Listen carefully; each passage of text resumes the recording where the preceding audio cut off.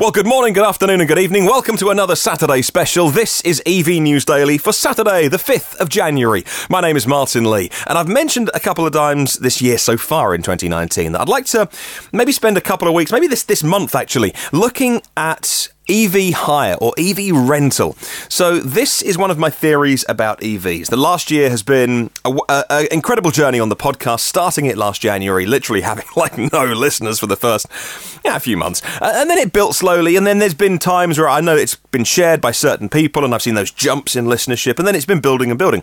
And so as we approach the second year of the podcast, I'm thinking about how can we use this as a platform to get more people driving EVs, not just EV enthusiasts listening to it. And one of those things that I know we have lots of EV curious people listening, they're not EV owners yet. So I want to talk about hiring and renting EVs, because one of the things that flicked a switch for so many people, certainly my wife as well. I mean, I've been banging on about electric cars for years, and yet when I finally got her to drive one herself, I mean, she bought one within weeks, because it's like, oh, this is great. It's quiet and it's quick and it's simple and there's no gear change and I get in it and it's always full. Fine, we'll buy one. And so that's why I want to talk about getting people in them. I think once you've had the experience, a test drive, then you're going to buy one. Now, you might not always want to go to a dealer and test drive one. You know what I'm saying? Like the hard sales thing, the whole salesman shtick. I don't like that. I don't fancy that. But what about renting an EV or renting a Tesla or hiring one?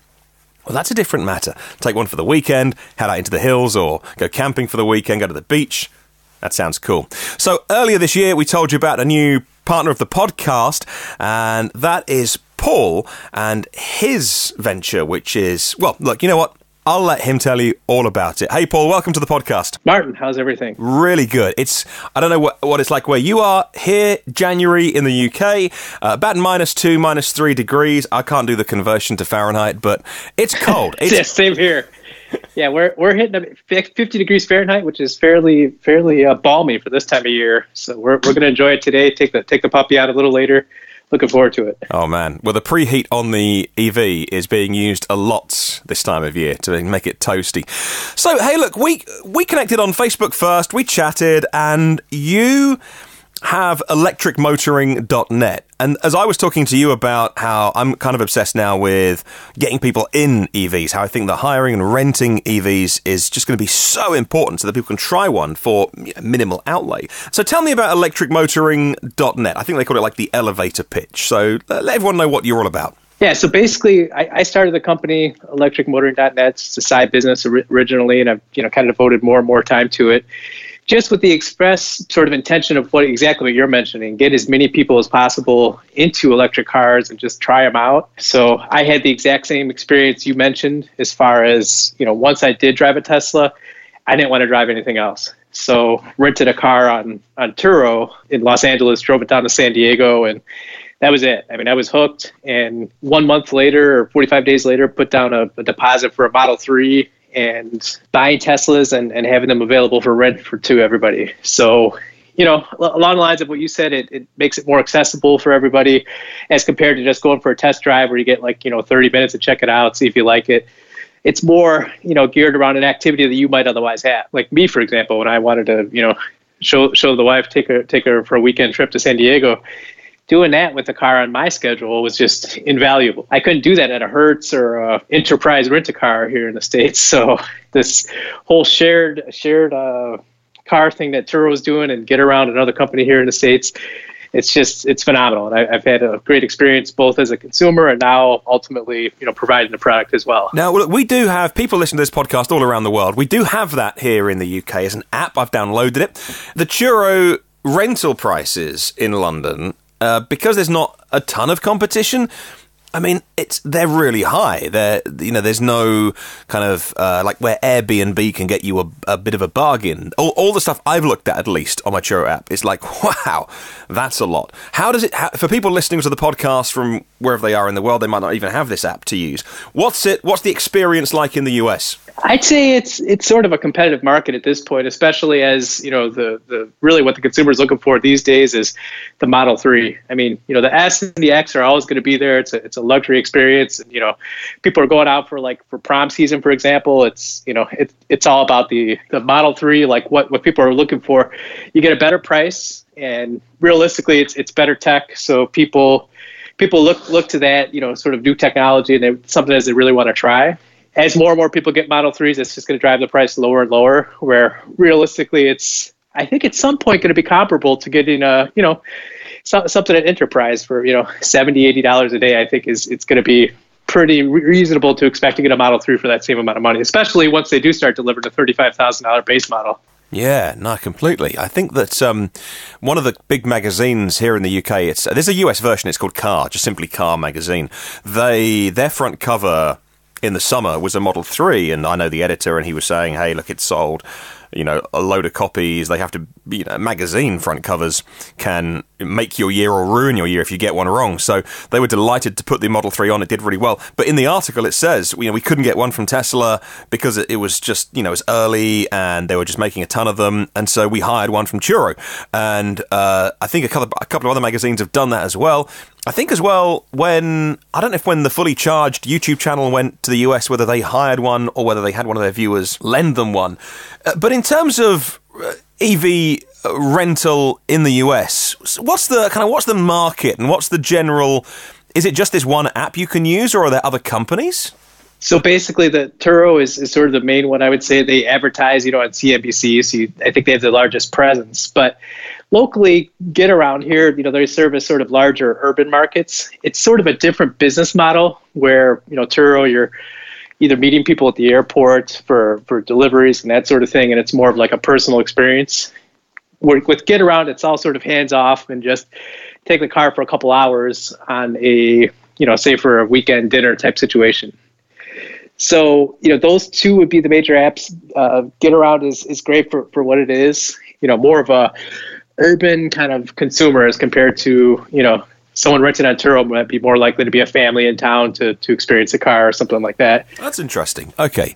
So let's, here in the UK, there's a few companies. There's one that's expanded into Europe as well. And there's some local ones, but really no one is a kind of a dedicated EV hire company. And the thing about companies that are dedicated to EVs is that, or even owners, if you're on Turo and you're renting an EV off someone, that if they're an owner, then they're an expert. Whereas if they're kind of this large corporation, you worry about the person at the front desk, and are they going to tell you everything you need to know about charging? I mean, they might be really good, but also, a lot of people have had that experience where they've wanted an EV, they've gone to buy one in the dealer, and the dealership is like, it takes like 8 hours to charge at home, but I've got a great diesel one over here, then, come and have a look at this car that I get a higher margin of. So people kind of worry about that. Whereas with you have more than one car, but you're certainly of a size where you can give that personal service. That's exactly right. So a lot of people, they just want to kind of figure out what this whole electric car phenomenon is. They'll do a little bit of research and what have you, and they're looking for someone to really just let them know, what's going to happen. Like, in the winter, how much more power is a battery going to take to move around and to consume the battery to heat the car and what have you. So all those kind of intricacies are, I would say, number one, why they're renting a car to experience it themselves, but they really want someone that's going to give them, this, like, I don't want to say hold their hand through the experience, but certainly that has happened. I had a guy that returned a Model 3 last night. He was a little disappointed that he wasn't getting the full 310 miles range that was expected on it. And I mean, realistically, it's, you could do that. You could get to 310. You could certainly hypermile it and get 500 miles out of the tank. But, you want to drive as reasonably, as comfortably as possible, too. You don't want to drive, 30 miles an hour for a, 10 or 20 hour road trip or whatever to make that happen. So, that's definitely a large part of it. Having someone to steer them and tell them exactly what's going on with the car itself. There's several companies around the country here and even into Canada. Evoto Rentals up in Canada. They do the kind of the same thing. They have half a dozen or maybe a dozen. And that's one of the larger ones, cars, and they have 2 or 3 people kind of dedicated to. I think I would say spreading this whole EV message. Like we're along the same lines. I'm doing it here in Chicago. They're in Canada. There's another one up in, I think the Boston area as well. And, you know, so as far as that experience, what you're making reference to, it's pretty, like, to go in with one of those outfits is going to be a good measure of getting, number one, a variety of whatever car you'd want, and then certainly the, you know, person on the spot to give you all the details on it. So, knowing that January was going to be a month that I wanted to talk about car rental, in December, I thought, let's go through the process here in the UK myself. So, rather than kind of calling companies up and saying, I do the podcast, or you've even heard of it, which would be amazing, and try and blag something. I thought, let's go online and do it. So, you know, the website looks great. They only do white Teslas and S's and X's. So I went on their website and filled out all the details, and it said what was available where. I put my credit card details in, and then it was quite easy. Did that, hired it, got the confirmation email, that's fine. Then they called. And then they called me, I mean, really pleasant, but, hey, we got your email. It didn't sound like a booking, but we got your email, so we haven't got the car available that you wanted, but we can get a Model X and like £300 more. It was like hundreds of pounds more. And they're like upselling me on that. And I was like, that's kind of like, I thought I was booking a car. Now, that might just be like the way they do it or whatever. I don't want to criticize them, but that was my experience. Or maybe it just generally was like a bug or a glitch in the system. Everyone has tech issues. So I could have been a one-off. With you, so with electricmotoring.net, so someone's listening to this, they are either flying into Chicago, maybe they're even in the area, and they want to hire one of your cars, take it on a road trip, or just experience it. How does it work with you and electricmotoring.net? If you're booking a car with me personally, of course, I just have it, you know, sort of confirmed and either available for pickup or delivery schedule made to meet the person, you know, at the airport or whatever it is. Once that is booked, it's locked in and confirmed. You know, usually it's going to be through one of the car sharing apps, Get Around or Turo, and both of those two have sort of stiff penalties for me, the owner, as well, if I'm going to, you know, for whatever reason, cancel the reservation. To me, that's about the worst thing you could do to a potential renter of a car. Like what you said, you know, the experience of it is you have this thing set up and you're looking forward to this sort of, you know, large event, right? Like you're traveling someplace or whatever it is. Oh, I was psyched. Sure. I was so excited. And like I cleared it with my wife, because I'm like, this is, you know, this is hundreds of pounds. Sure. This is not money that, you know, comes into the podcast. That money gets spent on hosting and streaming and a bit of Facebook advertising, and sure, SoundCloud is a few bucks a month. And so this was our own money. I'm like spending Patreon money on this. And we got excited and psyched. And then, of course, when the guy said, "Oh, I'll do you a refund. What's your email?" and I gave it, and he was like, "Oh, what's EV News Daily? What's that?" So it's like podcast. And I was going to do a feature on rental, but don't worry. He was like, right. And he was like, I'm really sorry. I was like, don't worry. Like, honestly, sure, these things happen. I'm sure like 1 in a million probably. Yeah, right, right. But I wanted to experience it and how easy it was. And then I was like, oh man, this is a real bummer. Yeah. Now, the thing that everyone loves to talk about is the cars and the specs. So, what you got and what can people hire? Well, I'd say sort of the hottest item right now is definitely the Model 3, just a long-range rear-wheel drive. The one I rent is a white Model 3. Most popular one, 0 to 60, is 5.2 seconds, 310 miles range. And really, like, as far as efficiency of the motor, you could tell that compared to the, you know, Model S and Model X, it's going to be the one that kind of manages the battery power most efficiently. So that's definitely I'd say sort of the flagship now. Also do have available Model X P100 DL, and that thing goes 0 to 60 2.8 seconds. That's like that. That's the car that people have seen a million YouTube videos made of people with the front facing or the camera facing back into the cabin, and people giving, I don't know, like their mum a 0 to 60 ride, and they're just like seeing the look on their friends and family's faces. Is it really? I've never done 0 to 60 in a P100 DL. Is it literally kind of rip your face off? Like, it's so exhilarating. Oh yeah, it's completely unnecessary. You know, like it's unbelievable. Like when they first came out with the Roadster, and it's 0 to 60 1.9 seconds. I'm like, man, I don't need that. The P100 DL X is more than enough. But then he did mention he's going to have a SpaceX edition with the rockets. Yeah, like compressed gas or something. Yeah. So now I kind of feel like I have to get that because he's making that SpaceX edition. He's going to have rockets, Come on. Oh my God. Oh, good Lord. But yeah, so that Model X it really is a hoot. I like the X. It's real fancy with the doors, self-presenting door. You walk up to your driver's side door, it opens up for you. Really, really well done, So the things that I think about with hiring a car, and again, one of the reasons that I kind of what I was going to do before Christmas was because this company make it really easy for you. So they're like unlimited miles, and all of their cars come with free supercharging. So in terms of how you sort out things like charging, because not all the newer cars come with. There's obviously referral codes and stuff. So how do you do that? Do you give away free charging or what? Oh, sure. So on the Model S and Model X, it is free supercharging, unlimited supercharging. I think it's pretty much true of almost all Model S's and X's that were sold.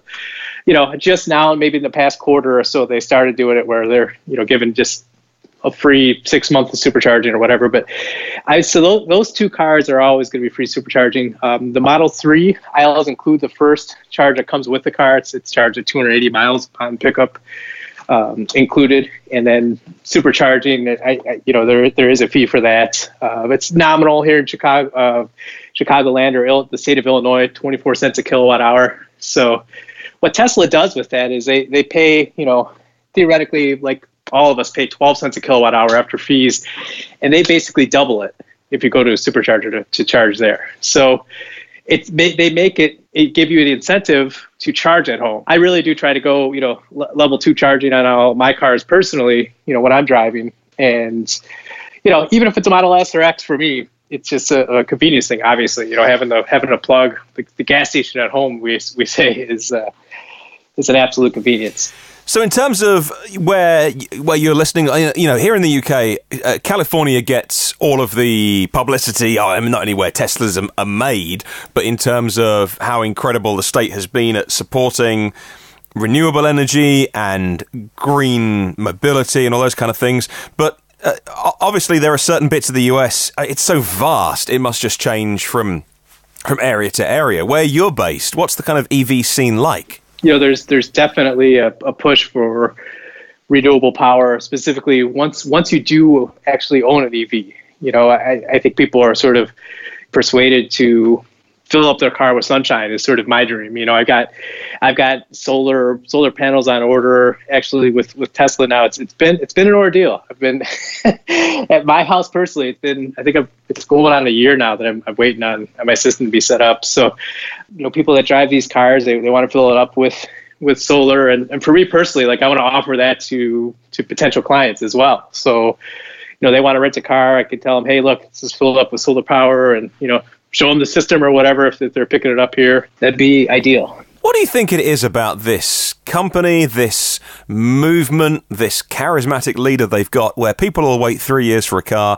Here in the UK, the right-hand drive version of the Model 3, summer at the earliest, but that might slip and be later in the year. It'd be great if it was summertime, but it could be. But people don't mind. These solar tiles are amazing. Can I get them? Yeah, of course. At some point in the future. These power walls are amazing. Can I get one? Yeah, of course. At some point. I've got friends here in the UK that, install power walls, and they're like, say to Tesla, can we get them? Like, yep, okay, well, we're busy making cells. Yeah, and so... But people seem to have almost limitless patience because they believe in the cause almost. Is that the case for you? What is it about this company? I would say if there was another comparable product out there where it'd be, in the case of a Powerwall, I don't think there's really anything at home that compares to it as far as the tech you're going to get and, the look of it and just how beautiful the whole situation is. It's the same thing with the cars.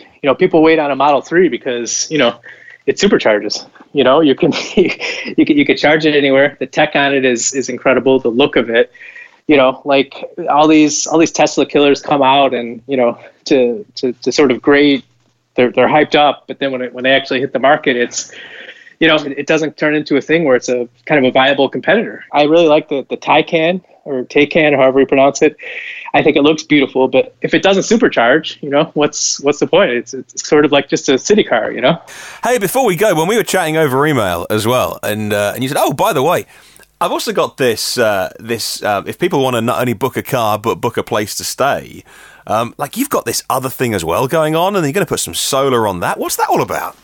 So yeah, that's basically, I have my lake house available for Airbnb rental at this point, and sort of, watching, I'm obsessed Tesla geek, and I watch all the YouTube channels, listen to all the podcasts, all that stuff.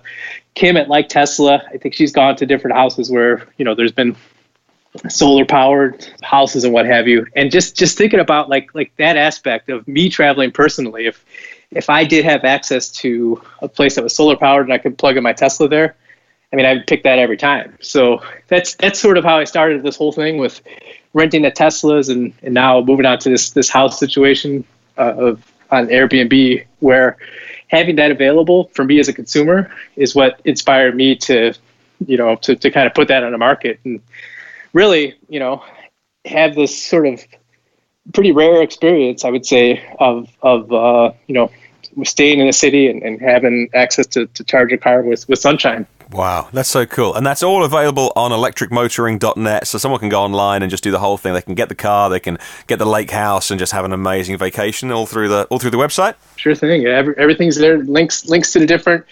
right now, I just currently have the place available on Airbnb, and, each of the cars is available on either Get Around or Turo. You can rent a car by the hour, rent a car by the day. Work with a few partners. One of them just added a Model 3 long range, sort of the new car that you just mentioned a couple days ago. Got the range updated from 260 miles to 264 miles. So yeah. Through nothing more than a piece of admin, it got better range. Sure. Yeah. The one thing about that car, I think, I'm not 100% sure on this, but if you plug that into a wall charger, you get 32 amps. Like, I was almost thinking, boy, I don't know, the extra, 5,000 or 8,000 might be worth it just to get the 48 amps to charge it, because 32 amps, you're getting pretty close to, a mile every 2 minutes at that point, Yeah, that's a good point. Okay, so much to think about. And you're so right about taking holidays, vacations as well, that you feel good about taking. Because already if you're flying somewhere, flying is like one of the least good things you can do for the planet. And then we went to Norway earlier in last year, actually, in 2018. I wanted to go look at all the EV scene there, because it's like you watch Bjorn Nyland's videos, he's in Norway, and I mean, it really is. There's like rapid charges every 5 minutes in some cases, and they're all new and they look great. But we went via boat from the UK, which kind of makes sense. I mean, it's a day's travel, but there were moments when I was on the top deck looking up at this funnel and black smoke, just like this plume of smoke coming out of it, and you just know that the fuel they're putting in and burning for this boat, man, I feel guilty as well. So you're right. I think that the holiday or the vacation we take this year we'll think much, much more about how we get there, how we travel, where we stay. So you're right. You're so right. We'll think a lot more about that. But I'm sure lots of people listening they'll think the same. Well, look, hey, thank you so much for taking the time to fill us in on the rental scene in the US. I mean, where do you think it's going? Do you think there's room for kind of more big companies or apps, or do you reckon it's going to sort of stay where it is with more regional companies like yours kind of taking that kind of local custom? I think more and more, it's just as the market evolves towards EVs, it's inevitable. You talk about it every day. All these, current Ford Focuses and whatever else, all the kind of cars that are available now are going to ultimately be changed with, hopefully, Tesla Model 3s and whatever other kind of, Chevy Bolts and what have you. So I think it's ultimately going to turn into that, where it's just sort of, a commodity, and people will be able to go to, Enterprise and get sort of an entry-level car. And if they want sort of more of a luxury kind of high-end Tesla or anything like that, to the private sector where people are car sharing would be, I would say, where it ends up being. But I'm just excited to get more and more electric cars, listen to all the news daily, your podcast, E for Electric, everything available right now. It's super exciting time for the transition we're all a part of right now. If I come across anybody who's flying to Chicago, I'll make sure I point them in the direction of electricmotoring.net. Is it looking like it's going to be a busy year for you and your vehicles? Maybe even add to your fleet, possibly? Sure. I'm looking hopefully to get another Model 3, the $35,000 edition, and just keep it exactly as that. Keep it black. Keep it no autopilot, so people can experience exactly that. Like this is the everyman car the whole company was built to provide. So that's something I'm looking forward to personally. And as far as like busyness, it's very seasonal here, and the city of Chicago, it's a world-class city in the summer, and the winter is a little bit tougher, like anywhere, right? Yeah. So like more people come in the summer, which is what we're all looking forward to. Wow. Well, thank you for everything that you do to put those zero-emission miles on the roads in and around Chicago. And thank you so much for joining us on our podcast for a Saturday special. Thanks, Paul. Thanks, Martin. Well, I always find it fascinating with these interviews and to go somewhere in the world and learn more about different places, different ways of doing things, different apps, different companies and all those kind of things. So thank you so much to Paul. Hopefully in the rest of January, we'll take a look at EV hiring. If you have hired an EV specifically, by the way, I would love to hear from you. Email the show or contact me and let me know what you hired, how you did it, and let me know your experience. In the meantime, we have our question of the week for you to answer. We've got a few more hours to get this in. We'll read it out on Sunday's show, by the way. Here is your question of the week this week, set by myev.com. What's your EV prediction of 2019? And maybe it is that more people will subscribe to cars or rent cars rather than buy them. What's your EV prediction for 2019? You can, if you want to email me. The address is hello@evnewsdaily.com. There's YouTube and Facebook comments and myev.com itself. And there are 151 patrons of the podcast whose generosity, as Paul's, means I get to make the show, get to put it online, get to cover the costs of it, and actually these days even start to do a little bit of advertising of the podcast as well in really specific places to help raise the profile and reach more people and help hopefully, ultimately convert a few more people so that the next miles they drive are emission free. That's the plan. Fingers crossed. It's going okay. If you want to join the Patreon gang, I'd love to read out your name tomorrow. If you want to sign up, patreon.com, that's patreon.com/EV News Daily. It can be like a posh coffee once a month, like $10, and it really, really helps build this show. Thank you to Phil Roberts from Electric Future, that's ef.energy, and check out their Instagram as well. He was tweeting about that today, and these enormous installations, commercial level stuff that Phil does here in the UK. Our premium partner of the show, electricmotoring.net, who you just heard, and also Brad Crosby, who I'll tell you more about next week, but he joined up this week and is supporting the show in an incredible way. Thank you to our partners, David Allen. David always gives good feedback to our question of the week. OEM Audio of New Zealand and evpower.co.nz. If you are in New Zealand and you want accessories for your EV, check out evpower.co.nz and SASCHA PALLENBERG as well. Thank you, SASCHA. And our exec producers, Alan Robinson, who on Twitter is at Scottish EV Owner. Ashley Hill, ARILD Gear SKAALSVEEN, FJUKSTAD, Bob MUIR from gingercomputers.com in Dundee, Brian Weatherall, Brent Kingsford, Brian Young, Cesar Trujillo, Chris Benson, Chris Hopkins, Darren Bird, David Partington, David Prescott, Damian Davis, Don McAllister of screencastsonline.com. Looking forward to talking to Don soon on the podcast. Hello, Frederick Rovick, George Clargo, Jack Oakley, Jerry Allison, Ken Morris, Jason Fan, John Bailey, John H. Mayer III, John Timmis, Kevin Mayerson, Ken Morris, Lars Dallager, Louis Hopkin, Luke Cully, Marcel Lohman, Marcel Ward, Maz Shah, Martin Croft, Matthew Ellis, Matthew Gruby,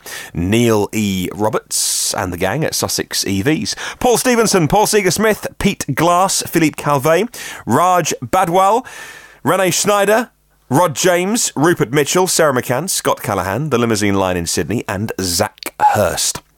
There are 347 previous episodes of the show, mostly news, a few interviews. You can learn a few things. If you want to get those shows, I keep them all online for free. As an archive, if you like. You can subscribe to new shows, and then you get them first and free and automatically. If you could do like one thing for me, it's not don't think about the Patreon thing. It would be to write a review. And if everybody if 10% of people who enjoyed the show wrote a review, I'd be so happy. But I know you're busy. In the meantime, say hi on the socials, Facebook, LinkedIn, and Twitter. Search EV News Daily. In the meantime, have a wonderful day. And I'll catch you tomorrow.